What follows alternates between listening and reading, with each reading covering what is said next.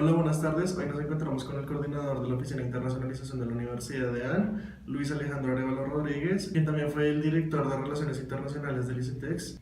¿Considera usted que su empresa se cuenta con la libertad de aportar ideas que mejoren los procesos o por el contrario se hace solo lo que el jefe diga? Yo creo que la empresa sí abre esos espacios de escuchar nuevas propuestas, nuevos proyectos, hay varias evidencias de ello. De hecho, la misma empresa organiza como rondas de innovación o concursos de emprendimiento interno.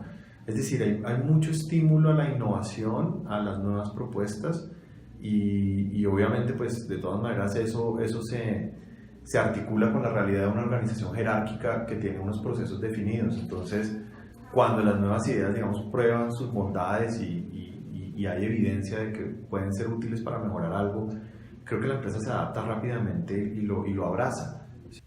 ¿De qué manera la empresa aprovecha todo el capital intelectual o los conocimientos y las diferencias culturales de sus empleados? Es una pregunta como doble, es decir, no creo que sea una sola pregunta, creo que son dos.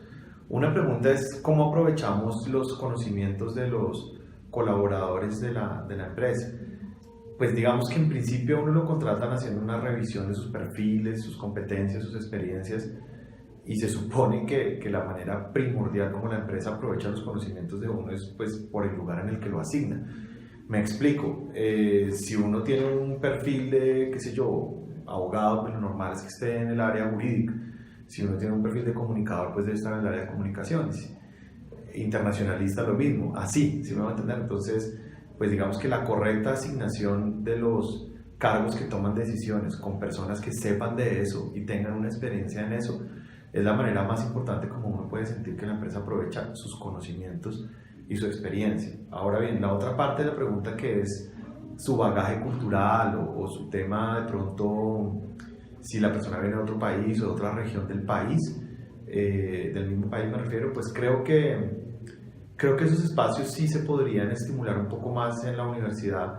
O sea, es decir, es que ahí hay como dos disyuntivos, hay una disyuntiva, perdón. Una es tratar de facilitar esos espacios en los cuales la interculturalidad brille y, por ejemplo, ubicando una cosa que se llama el Multi-Faith Room, el salón en el cual pueden rezar musulmanes, cristianos, budistas, agnósticos, pero que sea un salón, digamos, neutro, destinado para todas esas diferencias culturales que hay en la universidad. Y otra opción, es decir, una opción que se tiene es, si se quiere, dedicar instrumentos, aparatos, espacios, políticas, recursos para el beneficio de la interculturalidad dentro de la universidad a través de todas las acciones que puede uno hacer con eso. Y otra es, por el contrario, decir no, la universidad lo que quiere es abrazar la diferencia y no segregarla. Creo que este es un debate global alrededor de que si, por ejemplo, las mujeres musulmanas pueden asistir a una universidad pública con velo cuando el profesor necesita constatar que sea una individua X la que esté presentando el examen y no una persona Y. Entonces, es decir, esa pregunta tiene su, entre comillas, veneno, y es ubicarlo a uno para responder si uno cree que debe haber un trato diferenciado dentro de la universidad en función de las culturas y a las diferencias ancestrales. Yo tiendo a pensar que si la universidad tiene recursos y la empresa en general tiene los medios para hacerlo, pues suelen hacerlo. Las empresas con muchos recursos suelen tratar de facilitarle a sus colaboradores sus espacios y su comprensión cultural, qué sé yo, el Ramadán. Digamos, el Ramadán puede ser complicado si yo soy musulmán y estoy en una empresa quizás occidental y esa empresa me exige ir a un almuerzo de trabajo y yo estoy en Ramadán. Entonces, si no entender, o sea, la empresa no debería hacer eso si quiere respetar mi identidad cultural.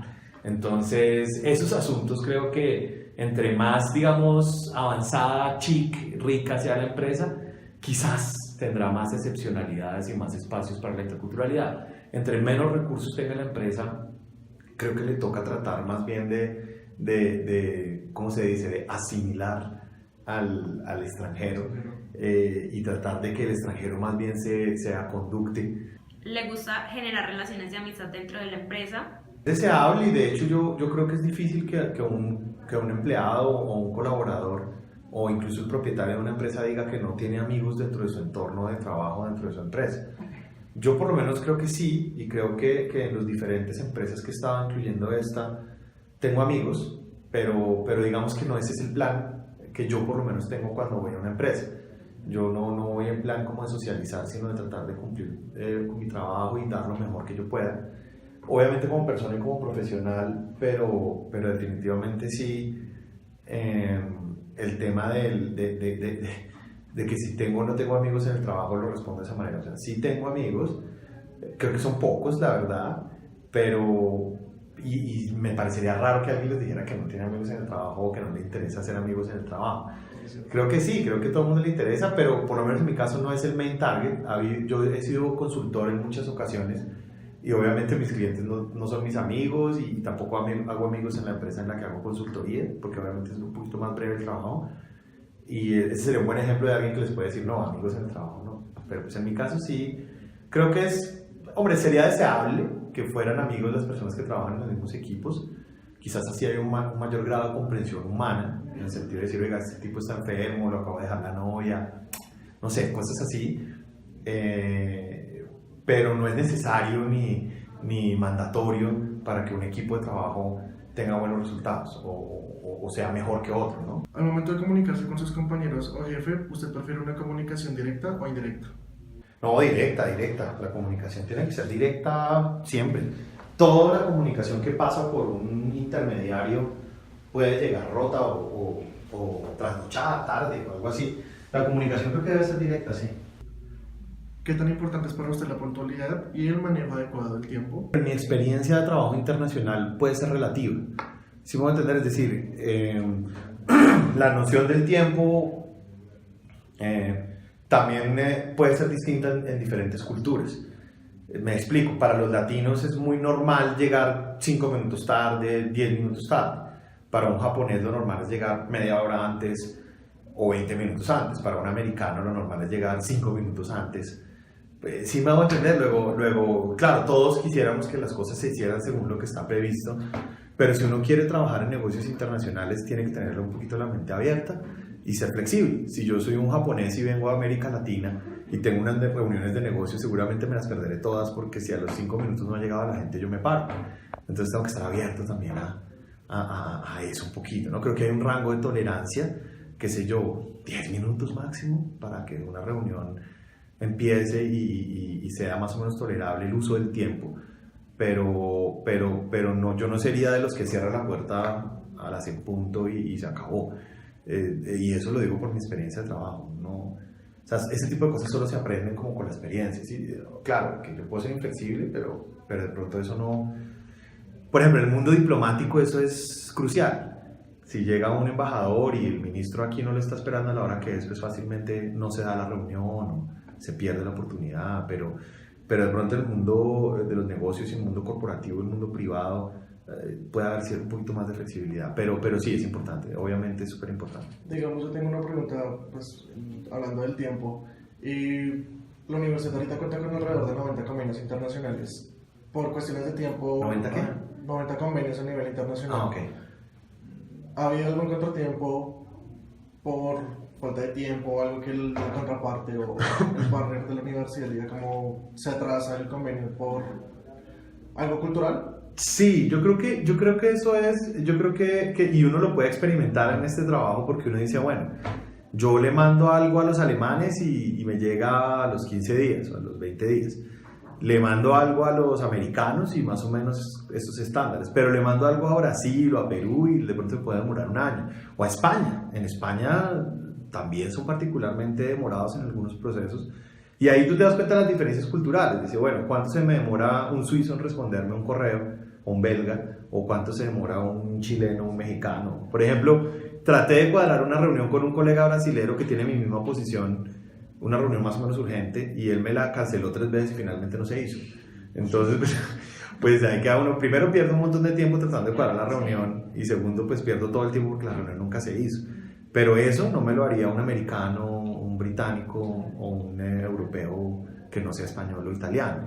Es que los españoles y los italianos también pueden ser laxos con ese tema, en mi experiencia, ¿no? ¿Cómo es la actitud frente a los cambios que se generan ahorita actualmente En el sentido de los convenios que tiene actualmente la universidad, como de la parte europea, la norteamericana o latinoamericana. En la relación con América Latina es muy importante el diálogo, es muy importante el contacto físico, es muy importante, es decir, el contacto físico me refiero a que estemos en 3 dimensiones, así como estamos acá sentados nosotros, y no a través de un Skype o a través de un correo o a través de sí. Yo creo que la cultura latinoamericana, y pues yo he negociado con brasileros, ecuatorianos, peruanos, mexicanos, chilenos, bolivianos también en alguna oportunidad, uruguayos. Entonces creo con venezolanos, sí, con venezolanos negocié, pero a través de una cosa de China. Entonces yo creo que culturalmente con los latinos el contacto es mucho menos formal, digamos, es más informal. Es decir, yo puedo llamar al teléfono, llamar a Cuauhtémoc en la Universidad UNAM y sin conocerlo mucho empezar a tutearlo y a tratar de que él me responda al teléfono como si fuéramos pares. Porque los latinos somos un poco más relajados, ¿sí? Pero con un estadounidense no podría hacer eso y con un europeo tampoco. Ahora, la empresa en la que yo trabajo no tiene relaciones muchas con Asia, la verdad es que no. Son muy limitadas las relaciones con Asia y me atrevería a decir que inexistentes. Si entendemos por Asia, no sé, China, India, por ahí hay algo, pero digamos es mínimo. Y son relaciones que se construyen a través del manejo de los estándares precisamente internacionales y del manejo, por ejemplo, del inglés. Es decir, esta empresa no maneja el mandarín como idioma oficial ni nada de eso, y relacionarse con China, por ejemplo, ya sería un reto si no manejamos un muy buen inglés. Misma cosa para el resto de Asia, y ahí creo que estamos construyendo esas competencias como para poder romper un poquito los temores, digamos, y decir, bueno, relacionemos con Corea del Sur aquí para los temas de emprendimiento y energías limpias y qué sé yo. Ya lo hace la universidad a nivel empresarial, digamos, se relaciona con empresas de Asia, como Huawei, como LG, como, ¿sí? Pero en general no es que en mi trabajo sea lo cotidiano con Asia. En mi trabajo lo más cotidiano es Estados Unidos, América Latina y Europa, y cuando me refiero a Europa, Reino Unido, Francia, Alemania, Italia, Bélgica, Suiza, Finlandia. Pero ya, digamos que no, y obviamente pues España hay mucha relación. Entonces, dicho eso, a mí personalmente me gusta mucho trabajar con los americanos, porque por un lado no son como los latinos que les gusta mucho echar el cuento de su papá, de la historia de su país, de que el proceso de paz, de que esto es muy importante, ¿sí? Sino que van al grano. Y yo creo que si uno valora el uso del tiempo, ir al grano es lo más importante que hay. Los americanos van straight to the point, y a mí eso francamente me gusta mucho. O sea, me gusta mucho que no me haga perder el tiempo, me gusta mucho que no me den rodeos con las cosas y que me digan qué quiere, qué puedo hacer por usted y cuánto me va a pagar por eso, o yo qué tengo a cambio. ¿Sí me va a entender? Exacto, porque pues las transacciones humanas todas son supuestamente de mutuo beneficio. Cuando solo una persona gana en una transacción, hay alguien que está siendo explotado. O hay alguien que no está ganando. ¿Perdón? Sí, y un negociador internacional debe tener eso clarísimo. Si un negociador internacional va con la mentalidad paisa de que es que yo voy a ser más vivo y le voy a sacar más, eso no funciona en negocios internacionales nunca, y uno lo detecta al segundo.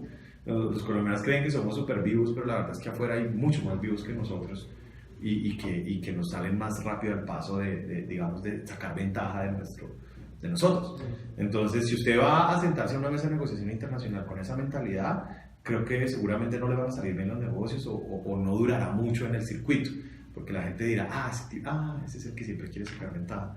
Entonces, o la gente dirá, no, ese señor me gusta negociar con él porque los negocios que hacemos siempre son chéveres, todo el mundo gana, el tipo es serio, responde a tiempo, va a las reuniones, hasta huele rico, ¿se va a entender? O sea, todos esos detalles creo que son importantes a la hora de hacer negocios con una persona, ¿no? ¿Cuál es su experiencia en negociación internacional? Pues mira, yo he negociado créditos con el Banco Mundial en Washington, lo cual, bueno, soy profesor de la maestría en negocios internacionales de la Javeriana, soy profesor de la Academia Diplomática Augusto Ramírez Ocampo, he participado en ese tipo de negociaciones que creo que son como la panacea para un negociador internacional. Aprendí montones de estar negociando créditos de millones de dólares en el Banco Mundial, que es para eso, para el gobierno colombiano. Participé en la negociación del Tratado de Libre Comercio entre Colombia y Estados Unidos, particularmente con los staffers del Partido Demócrata Norteamericano. Y pues he hecho muchos negocios ya con la empresa privada, con multinacionales, por ejemplo, de minería.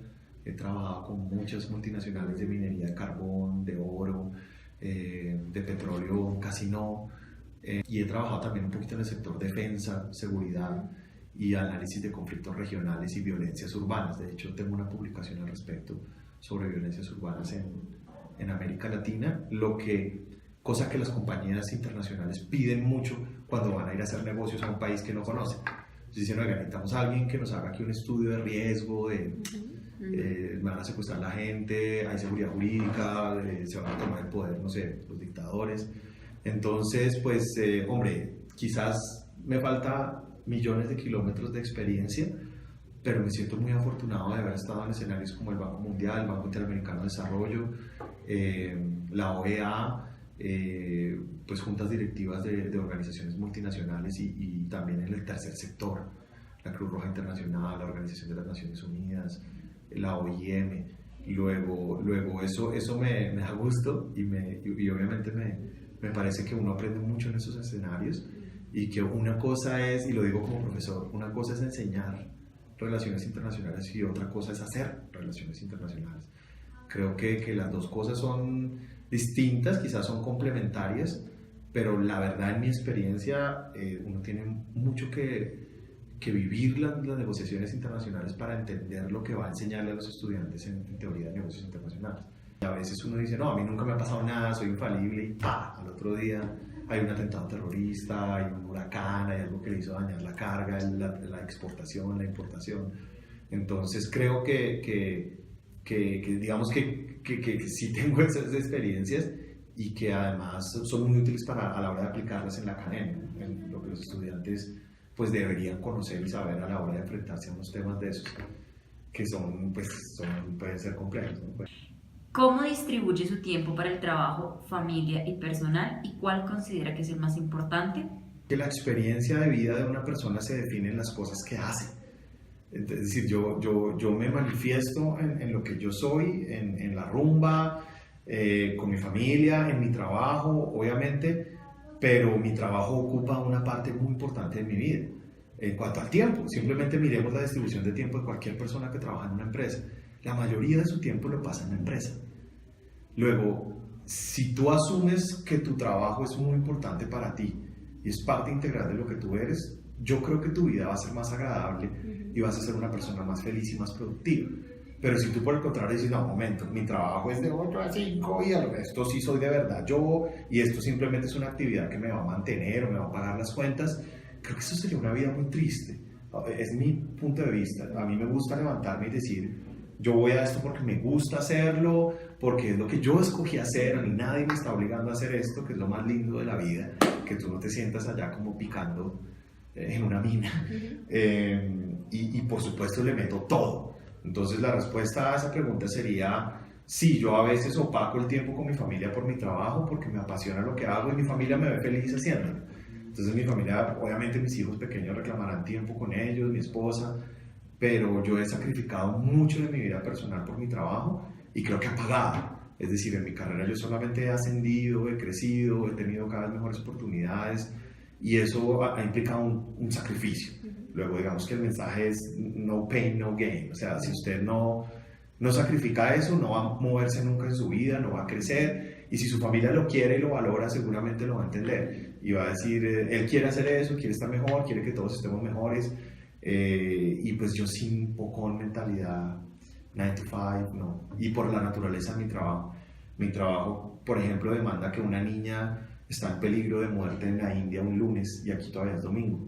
Entonces si yo tuviera esa mentalidad, no, mi familia primero, la niña se muere y yo estoy acá con mi hija en la piscina disfrutando tiempo de papá.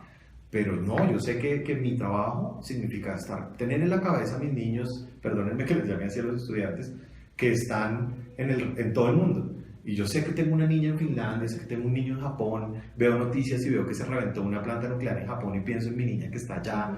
Eso es responsable con el trabajo. Si yo fuera, no, eso es cosa de trabajo. Y yo ahorita estoy con mi familia. Yo no podría ser así, la verdad. Ese soy yo, me imagino que habrá otra gente que le responda de otra manera, pero para mí, si yo no disfruto lo que hago y no me comprometo con alba, vida y sombrero en lo que hago, mejor no lo hago. ¿Qué tácticas de negociación o herramientas aplica comúnmente a la hora de realizar sus negocios internacionales? La primera y la más importante es conocer la persona con la que estás negociando. Entonces, me parece un error garrafal que nosotros, por ejemplo, nos hayamos sentado a hablar y ustedes no sepan quién soy yo o yo no sepa quiénes son ustedes.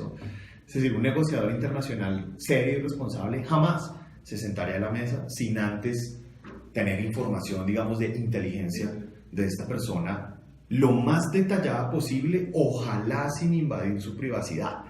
Pero hay que decirlo que a veces la información de su actividad social, el equipo de fútbol que le gusta, la música que le gusta, puede ayudarle a un negociador internacional a suavizar las posiciones y a ubicar a su interlocutor donde él quiere que esté. Entonces, lo primero es información sobre su contraparte.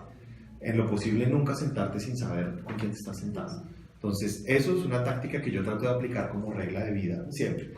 Segundo, tener muy claro lo que yo quiero de la negociación. Entonces, yo, como parte de mis reglas de juego para trabajar, tengo que tener muy claro qué quiero. Entonces, yo me siento a la mesa conociendo quién está ahí y sabiendo yo qué quiero de esa persona. Pero si yo me siento sin saber qué quiero, es un error garrafal también. Entonces, pasa mucho de los latinos que se van a una reunión a ver qué, entre comillas. Y me ha tocado, tristemente, asistir con equipos de negociación latinos a ver ese estilacho de vamos a ver qué sale, sentarnos con a ver el qué propone. Eso me parece hartísimo, me parece una perdera de tiempo y me parece que no funciona.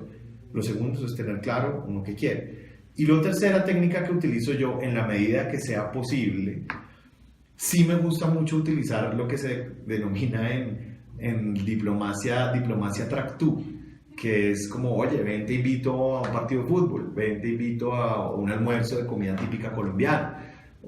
Es decir, no se trata de comprar, entre comillas, a la contraparte con atenciones, sino de facilitar escenarios de negociación en que la gente se relaje. En mi experiencia, la gente negocia mucho más fácil y con mayor flexibilidad cuando está en un espacio que no es como este, que no es una mesa cuadrada, dura, sino que es un campo de golf, que es un baño turco, aunque suene ridículo, o que es un cóctel, o que es un paseo. La gente ahí se relaja, se pone en otra situación, pero cuando estás como en este tipo de speed dating, la gente es muy cuadriculadita y los latinos a veces necesitamos que la gente se relaje un poco. Y eso es parte de nuestra fortaleza en la negociación. El hecho de lograr que la contraparte asiático, americano, europeo se relaje, es bien para nosotros. Para ellos es un poco difícil entender este tipo que hace hablándome de negocios aquí o allá. Pero es igual que un árabe. Los árabes cierran los negocios en entornos familiares. Entonces siempre te van a llevar a una sala con la familia y tú dices, yo qué día lo estoy haciendo acá con la nieta, estás cerrando un negocio grande. ¿Sí? Algunos japoneses les gusta cerrar sus negocios con muchas mujeres, pero en otro plan, si me van a entender, como chévere. En mi experiencia, ¿no? A mí me gusta aplicar esa técnica de negociación, que es, por ejemplo, viene un extranjero a hacer negocios contigo acá, ok, tú tienes tus reuniones formales, pones sobre la mesa los temas, pero después le digo, vamos a conocer Monserrate, y ya caminando, ahí lo voy palabreando, oye, acuérdate de lo que hablamos allá, de pronto me puedes hacer un mejor descuento, mira qué linda la vista está acá, si me van a entender, es decir, eso creo que funciona, es útil, no es mala fe, ni mala leche, ni técnicas sucias de negociación. No, creo que son técnicas válidas y que se usan todo el tiempo en todas las partes del mundo, lo he visto. Desde las empresas asiáticas, europeas, americanas, hacen tremenda dinner de welcome para todo el package y entonces todo el mundo entra y ahí la gente va aflojando. Sí, ok, es que, hombre, pues yo soy una empresa y si quieren negociar conmigo miles de dólares, pero no tienen ni siquiera para invitarme a almorzar, es como raro. ¿Sí me va a entender? Entonces, si uno ve que lo invitan a tremendo almuerzo con tal atención, uno dice, oiga, esta empresa tiene recursos, tiene medios, es decir, está interesado. Es también una manera de generar confianza en la contraparte y ¿por qué no generar empatía? Es decir, a veces a raíz de este tipo de negocios internacionales, incluso que he hecho en la empresa actual, he desarrollado buenas relaciones personales sin que se vuelvan amistades, pero sí relaciones buenas, como que yo voy a Los Ángeles y sé que llamo a esta persona y ella me dice, ok, ¿cómo te puedo ayudar? Así sea un tema personal, pero eso lo he ganado a través del trabajo, lo que quiero decir. Digamos que pues en el tipo de negocio que tiene mi empresa, nosotros digamos que no vendemos y exportamos commodities, o sea, yo no exporto banano y importo, no sé, químicos para el banano. No, yo importo conocimiento constantemente, porque pues estamos lejos de que ser generadores de conocimiento aquí en Colombia, y exporto también algunos servicios, por ejemplo los cursos de español acá, la inmersión de los de Portland acá, y eso es lindo, digamos, de sentir que como país y como empresa te están comprando cosas del resto del mundo porque te ven como una cosa atractiva. Entonces definitivamente hay que generar la confianza para que los negocios se repitan, y en mi línea de negocios es muy importante ganarse lo que en el negocio se llama la cuenta. No sé si han oído de eso, pero las empresas cuando tienen clientes, por ejemplo, yo soy una empresa de comunicaciones y tengo mi cliente Renault. Renault me contrata para hacer anuncios de publicidad, comerciales. Entonces, si yo convenzo a Renault de mi seriedad y mi buen trabajo, seguramente Renault me va a renovar el contrato. Una vez Renault lo ha renovado más de un año o dos, se convierte en una cuenta. Y entonces yo nombro a este personaje como director de la cuenta con la Renault. Y él es el responsable de atender a Renault, etcétera, etcétera. Y así con Mazda, con Mercedes, con Johnson Johnson. Esos son cuentas, ¿sí? Entonces lo que tú dices es clave, porque si yo quiero fidelizar a mis audiencias internacionales, tengo que consentirlas, responderles, ir, tener atenciones con ellos, como, oiga, estamos cumpliendo 50 años, ¿por qué no viene que lo estoy invitando al cumpleaños de la empresa? En fin, digamos, ese tipo de cositas. Pero obviamente nada de eso sirve si a la hora del negocio no respondo, si no estoy poniendo el número que yo había dicho, si no estoy siendo a tiempo con las cosas, si no estoy pagando mis facturas. Digamos que todo lo demás sobra. Yo puedo ser excelente haciendo asados, pero si el negocio es un desastre, pues no sirve. Entonces el negocio tiene que, es decir, aquí a lo que venimos, como llegamos al principio, a producir unos resultados que sean gana-gana. Entonces, tal vez para responder tu pregunta, lo primero, que la otra parte sienta que está ganando con el negocio, y lo segundo, que sienta que está ganando con una persona seria. ¿Cuál considera que puede ser el mayor reto para usted como negociador y para su empresa en el mercado internacional? Digamos que yo creo que el mayor reto está yo lo dividiría en tres. Primero, en asegurarnos que la empresa tiene las capacidades para responder a las dinámicas de las negociaciones internacionales. ¿Eso qué quiere decir? Eso quiere decir pues tener un staff formado, con experiencia en estos temas internacionales, y que no le parezca extraterrestre trabajar con un finlandés, por ejemplo, sino que le parezca natural y que sea parte de su capacidad y de su cultura y de su entrenamiento profesional y técnico. Entonces creo que el primer reto es perfeccionar las capacidades humanas y técnicas de la empresa para poder tener mejores y más negocios internacionales. Si quieres jugar en grandes ligas internacionales, tienes que tener aquí toda una estructura para lidiar, entre comillas, con clientes internacionales que te van a llamar a deshoras, que algunos te echarán el cuento de su tribu y su cultura antes de decirte qué es lo que quieren, otros serán un poquito bruscos y te parecerán odiosos cuando te dicen lo que quieren. Pero si la empresa no está formada y no tiene staff para eso, pues va a ser un desastre. Entonces, ese es el primer reto. El segundo reto es, obviamente, cumplir con las expectativas de los clientes afuera y de los aliados y socios afuera. Entonces, cumplir con las expectativas significa eso, significa ser responsable con la comunicación, ir cuando haya que ir, responder el teléfono cuando toca, y ser serio en los negocios, pagar las facturas cuando corresponde, enviar las cuentas de cobro bien, en fin, pagar impuestos, es decir, hacer todo lo que legalmente sea posible y para pues cumplir muy bien con los términos de los negocios internacionales. Ese es el segundo reto.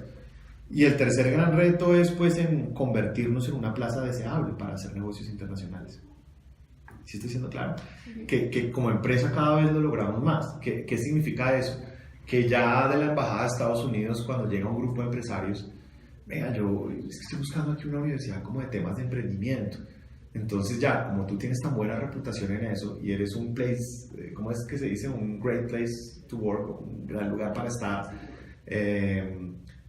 La embajada americana le dice al tipo, vea, vaya ya a la universidad, vean, háblese con Luis y él le resuelve el problema.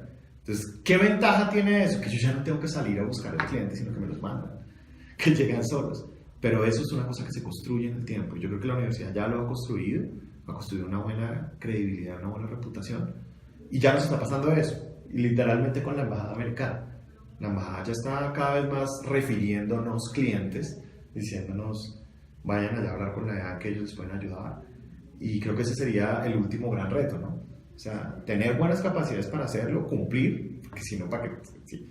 Y lo otro es hacer que mi empresa sea una empresa que todas las demás desean hacer negocios con ella, porque tiene buena reputación. ¿Sí me van a entender? Entonces, creo que esos son los 3 grandes retos. Una de nuestras conclusiones es que es súper importante también en los negocios internacionales, aparte de conocer la cultura de la otra parte con la que se va a negociar, no ser tan inflexible con la cultura propia, porque si uno es súper puntual y la otra persona llega con retraso porque es su cultura, también tener eso presente y no irse pues como a la hora en punto, sino esperar un poquito. Segundo, es importante conocer la cultura, conocer sus festividades, porque si ustedes quieren hacer un negocio por internet para facilitar los medios gracias a la globalización, es importante conocer si en el otro país es festivo, si no es festivo, el horario, porque puede que para la otra cultura eso sea un poco irrespetuoso, que les llegue un correo festivo, un fin de semana, ya dependiendo si es occidental o si es oriental, puede que eso sea mal visto. Para ser como un buen negociador internacional, se necesita sacrificar parte de su tiempo para dedicarse a los negocios y estar preocupados no solo por el país donde se vive, sino por el mundo alrededor. Entonces, si tengo un problema familiar, como tratar de dejarlo a un lado y también preocuparme por el entorno para darle la mejor solución. No, como decir, me preocupo solo por lo mío y lo demás al lado, sino estar pendiente de todo lo que pasa a nuestro alrededor.